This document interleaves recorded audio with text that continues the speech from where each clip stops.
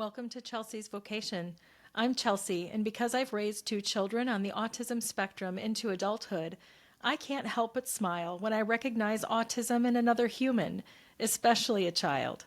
I've had the privilege as a parent professional to spend 2 decades studying this neurotype and learning how to better adapt my own behavior and the environment around autistic children to both encourage and foster their development. My hope through this podcast is that you might better understand how neurotypical people process your neurology if you're autistic, or how to do better yourself as someone who values autistic humans and your relationships with them. To be sure, I'm a lifelong learner. I expect us to learn lots of things from each other as we go along. But for these first 5 episodes, I'm going to let you know where I'm coming from. That way you can better decide whether Chelsea's vocation is worth your time or not so much. Either way, I'm glad you're here now.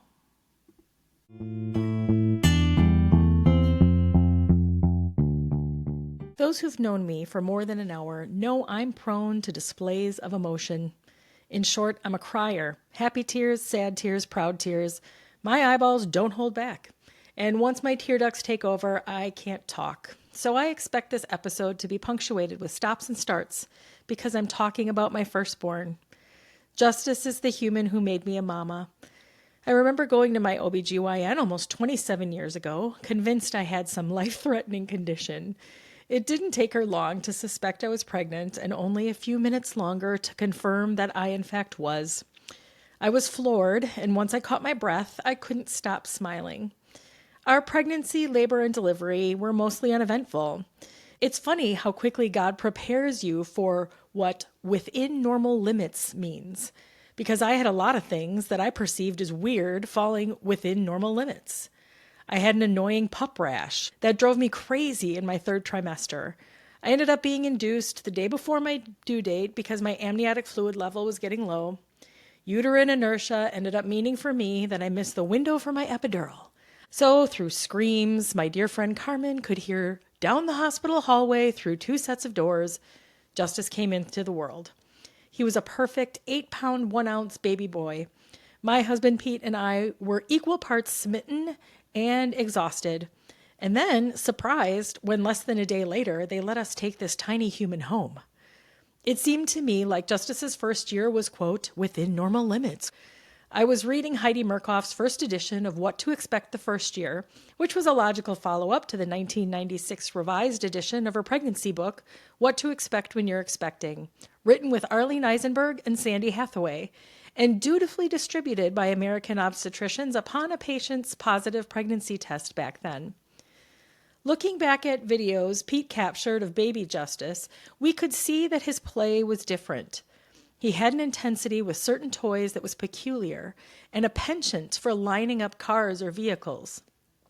He had some sensory perceptive differences we noticed, but we just adapted around clothes, for example. He hated things too close to his neck. And spinning fans. He was mesmerized by them, which actually ended up being a good thing more than once when we wanted to sit down at a restaurant with an infant. He was fixated on going from walking to running at an early age, and he could never get enough of being tossed into the air or sliding. Justus's way of communicating was complicated. We had to translate his words for things early on, like between 12 and 24 months, and he had this precious babble between the ages 2 and 3, which we knew was his attempt to tell stories, but it was just all jargon that we would respond to as if we understood. I remember Justus has a second cousin who was over at my house for the afternoon, and then my uncle came over to pick her up at the end of his work day. And my Uncle Joe was trying desperately to understand what my son Justus was saying to him when they went to the park as I was finishing up dinner. He came back and he said, I know he's trying to tell me something, but I just don't know what it is. And that was all the more poignant to me because his cousin Kira was only a week younger than he was. Much later, we realized that this jargon was part of Justus being a Gestalt language processor, which meant he didn't learn words through phonics and then start making sense of individual words to then put together phrases. Instead, he'd memorize a series of words and apply them to a context. The way he'd memorize these series of words was usually through some kind of video, a movie, a TV show that he would then contextualize and apply to everyday life. And Justus wasn't just a Gestalt language processor, but also a Gestalt learner. So his way of building relationships was through these verbal and motor reenactments from the movies or TV shows. Of course, early on, I was told that it was a terrible idea to give Justus too much screen time. But honestly, this is how he learned to communicate. This is how he learned to form relationships. Most adorably, the way he initiated play with me was by jumping out from behind our bathroom door and exclaiming, "Boo!" I recognized almost immediately from his spot-on acting that this was from the 2001 Disney Pixar movie Monsters, Inc. Justus's interactions with animals has always been his most endearing quality. We always had cats, and he was so gentle with them. Well, once he learned to stop grabbing handfuls of their fur. In fact, that's how I want you to meet him, by him telling you about a special relationship he had as a young child. In preparation for this episode, Justus and I had a few short conversations. He was willing to answer exactly 2 questions, his greatest joy and his greatest struggle. Perusing the hours of conversations we've had over the years, Mr. Muffin elicits the release of the most oxytocin, a happiness hormone. He was happy to write himself a detailed outline and share it with you in his own spoken language. I'm Justus, and I have to explain about me and Mr. Muffin. Mr. Muffin is a cat who lived in the garage of Aunt Terry and Uncle Joe's house because he is an outdoor cat. I loved Mr. Muffin because he is sort of like a brother to me. How he loves me are these examples. Whenever I lay down on the ground of the garage, Mr. Muffin would lay on my chest. When on my chest, Mr. Muffin would knead on my neck and purr, and sometimes would give me cat kisses on my cheek. Let me share a little context with you for how I remember these interactions with Mr. Muffin. We would go over to my cousin's house for an extended family gathering. This was the house my cousins grew up in, and so that's why Justus remembers this as Aunt Terry and Uncle Joe's house. The garage was just like you'd expect it to be. It was cold, the floor was dusty, and this is where Mr. Muffin, who was once a stray, lived and was cared for. Justus would lay his full body down on this cold, dusty garage floor with no care for how dirty he would be. This is while people are coming in and out of the house, bustling, grabbing food, playing. And Justus just had the most soft, gentle spoken language when Mr. Muffin was around. He would lay down, wait for Mr. Muffin to jump up on him, and just talk to him so quietly and so gently. It was so sweet. He was not at all interested in the humans running in or out, and Mr. Muffin didn't seem to pay them any mind either. As long as Justus was laying there on the garage floor and Mr. Muffin was sitting on his chest, those two seemed to be in their happiest place. It was so precious. Other things that bring Justus joy are his special interests. He likes Star Wars, Power Rangers, which he backed up in his own research into Kamen Riders, which is a Japanese series, and then he backed that up to Super Senshai. So Justus has actually taught himself quite a bit of Japanese from watching these Japanese shows on YouTube. Another special interest is Marvel, and to a lesser extent, DC Comics, and then My Little Pony, which might be unexpected, but yep, Justus is a brony. The manifestations of the joy of his special interests are usually expressed through crossovers and mashups involving 2 or more of these special interests. Sometimes he will do that through a written format, kind of creating a script or a plot summary where these things come together. And sometimes he does that through his graphic art. He is really great at digital design, especially Adobe Illustrator, and he will make some pretty amazing art. Justus's greatest struggle is dysregulation. And this is what I wanted to ask the second question about for him. There is a seemingly endless list of things that cause Justus's central nervous system discomfort.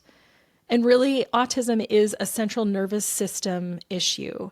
It processes everything differently. So in the absence of mitigating strategies, this central nervous system discomfort can go from irritability to all-out self-injurious meltdown mode. Unfortunately, even though Justus's meltdown mode is so infrequent and so short-lived, that's what he's most often judged for by others. And here's what I want you to know, not only about Justus, but anyone struggling with a period of dysregulation. It isn't their fault, and it isn't their choice. It's a byproduct of the central nervous system responding to environment and or circumstances that are out of their control. Most of these systems, most of these environments are designed by the neuromajority without consideration for the differences in the central nervous system of someone with autism or another aspect of neurodivergence. They're just doing the best they can to fit their bodies into a place that wasn't created for them and often works against them. So my second question to Justus was, how do you feel in your brain and body when you're exasperated? His reply was simply, like I'm being interrogated. And he wasn't really willing to discuss that further or elaborate on it. But knowing him the way I do, I can reasonably assume a few things. First, the word interrogated likely refers to the extra spoken language that other people hurl in his direction when he's already irritated. For Justus and lots of other neurodivergent people, choosing fewer words is better to cut down on the verbal processing and cognitive load. People on the autism spectrum have somewhere in the neighborhood of a 3 to 11 second delay in verbal processing. So that means when someone's talking to them, they need more time to process that information. They don't have that resource when they're already frustrated. This is putting extra cognitive load on them to try to decipher what you're saying and to be able to respond. This all requires energy for coping that they have less of in moments of dysregulation. The word interrogated is probably also connected to the feelings suspects have during an interrogation. They're nervous, they're anxious, they're vulnerable. They might be accused and judged in that moment. And these might all be things that Justus has picked up on from watching interrogations in various TV shows or movies. The word exasperated is one Justus began using when he felt like adults around him weren't understanding his growing frustrations. So that's why I asked him, how do you feel in your brain and body when you're exasperated? Exasperation is the last emotion Justus has before he runs out of coping tools and succumbs to complete dysregulation. Complete dysregulation for Justus is loud, and it can include self-injurious behaviors such as biting and hitting his head. I sadly have a lot of evidence in the homes that we've lived in, even in vehicles that we've had, where he has hit his head, sometimes to the point of needing to go to the emergency room or urgent care. So obviously, during complete dysregulation, it's not a time for verbal de-escalation strategies or for accountability. A lot of people would say, do you hold him accountable for the holes that he puts in the wall with his head? There is absolutely no value, and it's cruel, in fact, to expect someone when they are in that state of dysregulation to recognize accountability for their actions. When you are in a place where you are having a meltdown, that level of dysregulation is accompanied by extreme embarrassment, lack of control of what's going on in your surroundings. It is an absolute last resort response. This is a time for mitigating injury to that person and getting them to a safe place. Not so much that you're worried about your stuff, but making sure that they can't use items in the environment to hurt themselves or others. That really needs to be the priority in those times of dysregulation. So of course that's going to look scary. It's going to look scary to those who are observing this, whether, God forbid, that's in a classroom environment or out in the community at large, or whether it's at home. But also keep in mind, these are so few and far between for Justus now. I think Justus becomes that dysregulated maybe once every 3 years. I believe Justus is more prone to dysregulation due to his coexisting neurotypes, which include bipolar disorder, an intellectual disability, and obsessive compulsive disorder. Throw in seasonal affective disorder, and the months between November and March are particularly stressful for Justus. To help with these comorbid conditions, which were diagnosed during his childhood between the ages of 6 and 12, and often preceded by symptoms including sleep disturbances, mania, learning differences, and aggression driven by magical thinking, Justus has a closely monitored regimen of psychoactive medications, vitamins, and supplements that are managed through a multidisciplinary team. I think a lot of people get concerned that if they use a psychoactive medication on their child, it will make them into some sort of zombie, void of personality or autonomy. And I want to tell you that that is not going to be the case. Most of these psychiatrists who work with children start out very conservatively. 2 additional co-occurring health issues for Justus include a mitochondrial myopathy, which Justus was diagnosed with at age 10, and celiac disease, which was diagnosed at age 14. The mitochondrial issue, which makes Justus different on a cellular level, was discovered after Justus experienced 3 episodes of rhabdomyolysis in 6 years. And the celiac diagnosis was preceded by years' worth of seemingly unrelated intermittent symptoms, which included painful sores on his tongue, vomiting, weight loss, and skin discoloration. While our family might have benefited from a medical social worker, which I hear is a thing in other states, but unheard of in Wisconsin, I had to really try to get all these specialists talking to one another. We bounced between school and a host of doctors and therapists. There was no such thing as medical record-keeping software systems like Epic back in the 2000s. So I did the best I could to cobble together something like the American Academy of Pediatrics medical home approach. Basically, my version of a medical home was keeping together documentation in this 3-ring binder, color-coded for the different co-occurring conditions that Justus had, with a whole separate binder for school. When I pitched the idea of the medical home approach to Justus's pediatricians, since this did come from the American Academy of Pediatrics, I front-loaded the conversation with, "Doc, I need you to look at everything about Justus through an autism lens." To which he replied, "Well, a broken arm is a broken arm. It wouldn't have anything to do with autism." To which I countered, "But if he broke his arm because he wanted to be like Spider-Man and jump off our garage roof, it would have everything to do with autism." "Touché," he replied, and we formed a true, enduring partnership in Justus's care throughout his childhood.